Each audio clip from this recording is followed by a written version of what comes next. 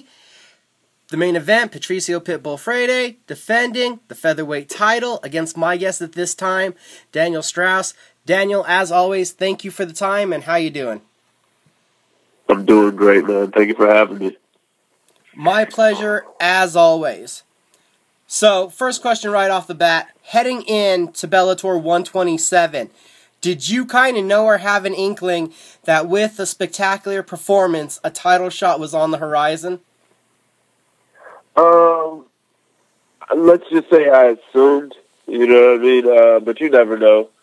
You know, a lot of times, there's been other times where I've been promised things and they don't turn out the way they should. So, yeah, you know, I was hoping that, you know, no matter what, all I can focus on is winning. I was not winning. I should always make it to the top. So, I was just hoping to get a big win and then hopefully make my way to the title again. You showed off the power with one of the top knockouts of 2014 for Bellator. Was that specific to the game plan for fighting, Justin? Or was that just, it's the time, it was the culmination of your skills to start showing that off? It just kind of happened, you know. It was just the right time and right when I needed it in my career and in the fight, it happened, and everything's been coming together. So, you know, I'm just glad it happened the way it happened, and, you know, it got me to where I needed to be. So it's been a few months off now. How long was it before you knew what lied ahead of you, this title shot? Say that again? How long after your win did you find out about this fight? Actually, when they announced it. I didn't know much about it either until, you know, I was waiting to get a fight, or after my fight, I knew they had the card in what was it, San Diego, the one that, you know, had Tito and whatever his name big is, event on and Spike. Yeah. So I was actually trying to get on that card. You know, and they were like, well, you know, let's wait and let's see what's going on, blah, blah, blah. And they were like, well, we really want you to come out to the fight. So I came out to them, and that's when they told me, like, hey, we think we're going to go ahead and just announce your fight. So I got the contract, signed the contract, and, you know, we went on from there. So if it happened that suddenly, you know, what was the excitement level for you at then? Say it again? How excited were you with it kind of coming together kind of suddenly? I'm very excited. You know, for one was A, to get back in the cage. B, it was to fight for a title. And C, it was to, you know, get at Pitbull again. So, you know, it was like one of those things that it just couldn't go wrong. You know, I was very pleased. I was going to be fighting back in California, which I've had a lot of success out there. I won my title out there. You know, I had to knock out over Wilcox out there. I love being out in California. I used to stay out there a little bit. So, yeah, you know, I was just happy, man. It was everything just seemed like it was coming together. I knew I just had to get back to the gym and start working and, you know, get better so I could get this title back. And then the gym, what's that been like? It seems like there's just been an even bigger buzz around American Top Team since Robbie Lawler's win. Yeah, you know, Robbie's a hard-working dude, and Robbie's not the only hard-working guy there. There's a ton of hard-working, talented guys there. We all just push each other. You know, you gotta. We have a lot of people in the big leagues in all organizations, and you know, it's good to see everyone helping each other, the coaches helping each other, and everybody learning and growing as one. And it makes you feel some type of way, man. It really encourages you and pushes you to, you know, get in the cage and do a lot better. I probably can't even name all the featherweights at American Top Team, so who are the guys that you're working with day in and day out? Oh, day in, day out. Well, you know, you got Prasad, you got Nick Lynch, you got Dustin Poirier, you got, Andrew Whitney's helped me out. Man, you make me draw a blank. It's so many guys. So many guys. You just got so many guys. You know what I mean? At 55, 45, you got Will Brooks. You know, he helps out with everyone's training. Just a lot of them, man. It's just astonishing the depth and the talent pool you guys then have there. A great gym. And then, now let's talk about the fight coming up. It's been 3 years in the making. Another rematch for you. Where do you see your opponent as where do you think he's grown in his game? Where do I think he's grown in his game? Yeah. I don't know, man. He's that same guy that's always just been he's a hard fighter. He's a tough guy, but he just moves forward, throws big punches. He definitely moves around a lot more. He definitely uses his footwork a lot more than he used to. He definitely uses his lugs a lot better than he used to. But outside of that, you see the same Pitbull for the past 3 years. The same guy that's been trying to knock guys out. Right, we see that with the come forward style, and the only thing I was really thinking that kind of changed with him is we had seen a higher rate of output with his striking, not looking as much for the knockout, but still headhunting, but just throwing a lot more, being more active. Right, and that's him. He's the same fighter, but he's just his style hasn't changed much. He's gotten better with his, like I said, his cardio. He's gotten better with his footwork. He's gotten better with even his game planning. But as far as his style of fight, he's pretty much the same fighter. And then now to look at you, where do you feel that you've improved most over these last few years? I think I've improved much, a lot better in my stand-up, and I think everybody has seen that. I had wrestling coming into the fight game, and I got to work with different coaches, and they put my Thai together, they put my boxing together, and being down at American Top Team, they already have great jiu-jitsu down there, so just working with my boxing coaches and stuff from back home to down here, just getting my boxing together and cleaning up my hands a little bit has improved my game a lot. I'm sure it'll come up later next week. Again, we'll hear that grinder term dropped out. But is it kind of funny after one knockout? I really haven't heard that associated with your name since that night. Well, I'm trying to get it off of my name. You know what I mean? I don't want to be labeled as a grinder. I don't want to be that guy that everyone just feels that has boring fights and whatnot. No one wants to come see. I'm a smart fighter, number one. Excuse me. I'm a smart fighter, and that being a smart fighter has got me labeled as a grinder because I just chose to do certain things and be smart. And I just think if I start taking a little bit more risk and doing what I know I can do, I think that that title will easily drop off me in a heartbeat. Well, not even being a grinder. Would I say a better descriptive word for you would be being a pressure fighter because you're somebody that stays in your opponent's face?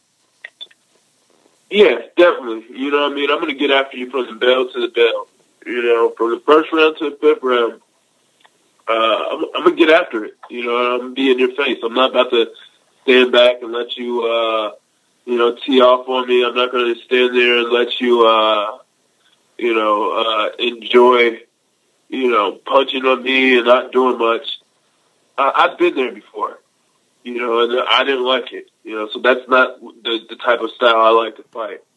And unfortunately for the guys I fight, my style isn't the style of fight that they like to fight. So, it really works to my advantage. 27 fights, about 6 years as a pro.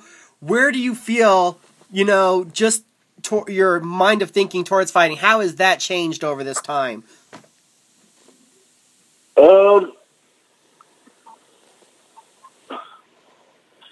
It's changed a lot, man. You know, I didn't get into this game thinking I'll be where I am now. You know, I definitely have ended up in a place that's really you know, once you start doing so well and doing this and doing that, you know, you get new goals and you know, you have new dreams and you set new goals for yourself, and each time you accomplish a goal, you try to do something even better. And I think that's where I'm at now. You know, when I first started, my goal was just to pay my bills. You know, I'm already paying my bills. You know, so now I just want to be a world champ. You know, I want to be one of the best fighters in the world. And now that's one of the goals I'm chasing after. And, you know, 5 years ago, I didn't have that opportunity to do that. You know, I had to worry about, you know, paying bills, and I had to worry about, you know, this and that. So, you know, like I said, you know, as time goes on, as well as I've been doing, my goals have changed. Having been at the mountaintop of Bellator in 2013, what does it mean to you to win that title for a second time? What's going to what now? Having been the champion already once, what will getting your second title reign mean to you? It'll mean everything, man. You know, this is what it's all about. You know, and this is what I like to do. This is definitely something that you know, it's keeping me going, and it's going to mean the world. You know, I didn't appreciate the first title. You know. So, and I wasn't really ready to have it, you know. I wasn't in a position to keep a title. And I've learned from that. You know, I've adjusted, and now I'm ready. You know, I'm ready to do my thing. What's something you feel you have to do next Friday to have your hand raised at the end of the fight? I feel like I got to put Pitbull away. You know, I can't allow this fight to just tinker around and, you know, kind of, you know, go his way, might go my way, go his way. You know, I can't have one of those back and forth fights. You know, I really have to be dominant, and I think I have to take him out to do that. Your cardio has never been in question, but we've seen him kind of wane on rounds because of the effort he puts into his punches. Is that also something you're looking to press with your game plan? A little bit. You know, I'm just looking to go out there and press him. You know, I'm not looking to let him land big shots or throw big shots or anything like that. I don't want to be in the middle of those. I don't want to be in front of those. So I'm definitely going to do what I have to you know, like I said, put the pressure on him and keep him backing up and keep him guessing. I can't wait for the fight. It's going to be amazing next week. Gotta love Bellator being free on Spike. A great main event. You said you were out at the last event. So when you saw the entrances, did you start thinking about how you wanted yours to look? No, not at all, man. You know, I'm a regular dude. I don't like anything too flashy. You know, I've always, you know, I just want to go in and get it done. I don't have anything directly that you know, I don't have any guys coming out with me. You know, I've always loved how Mo came out. That's always dope. But, you know, other than that, I don't really, you know, I don't need the rappers rapping for me. All I need to do is make my way to the stage and get inside that. So I was just wondering, has anybody asked you from Bellator? Has that been brought up yet? Or you're kind of just figuring you're going to be surprised by whatever happens? Yeah, I'll be surprised. You know, I'm not, I don't think I'm too big on their totem pole right now to be worried about my interests and stuff like that. Not to be too big on it, but I just remember hearing some other fighters who were in attendance that night, and they were just like, you couldn't help but kind of say, how would I want mine to look? Because it was just unique seeing it for the first time unveiled that night. Oh, yeah, for sure. You know, it's you know, it's something new to Bellator. you know, it was something new for a lot of these fighters, and myself included. And yeah, you know, you got to think about, like, damn, you know, I wonder what it would look like. But really, I'm not focused on that, man. I'm just, you know, I'm not gonna be walking on that catwalk long, anyways. You know, I don't care how it looks; it can be blacked out. You know, most of the time I'm sprinting to the cage, anyways. You know, it's 5 seconds of my life that isn't gonna matter to me. You know, so it can look however they wanted to make it look. You know, they could put, you know, rainbows and cheerleaders up on the screen. That wouldn't matter, because once I get in the cage, like, that's all I'm thinking about, putting my hands on that guy. Well, thinking about Bellator just a little more, so we've seen how they're kind of set up the schedule throughout the year. What do you think of the way the promotion's now leaning towards putting out their game plan for 2015? I think it's awesome. I think they're doing a great job. I think they're moving Bellator in the right direction. You know, Scott is taking over, and you know, everyone knows Scott knows what he's doing. You know, it's not a question if Scott knows what he's doing.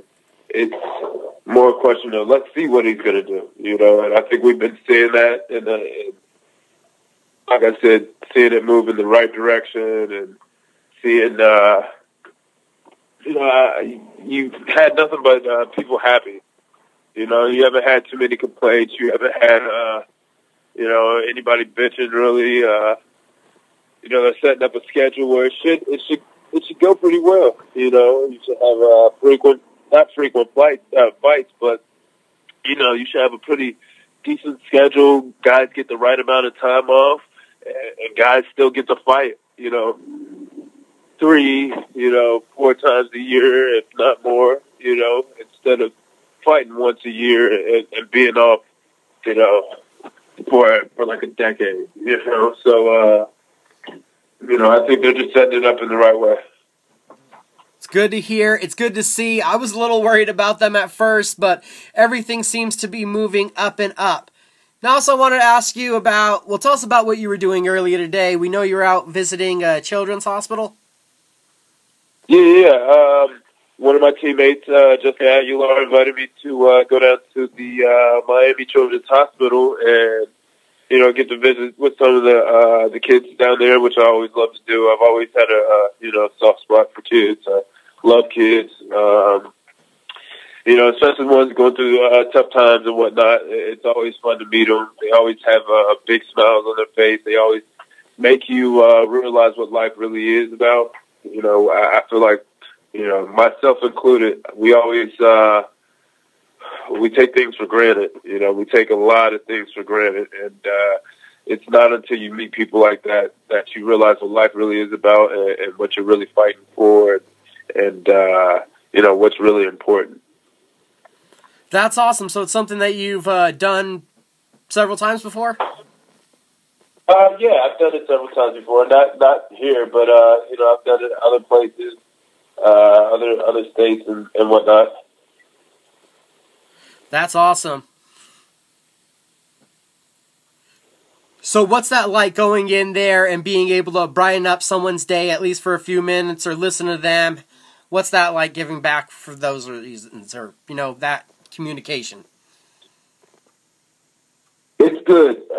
Like I said, man, to go to these places and see these kids light up, and, you know, to be leaving a room and hear them still talking about how they're excited because they met such and such, or, you know, how they're excited because they just met this guy or met this fighter, or, you know, when they get out of the hospital, they want to be like this person or be like that person.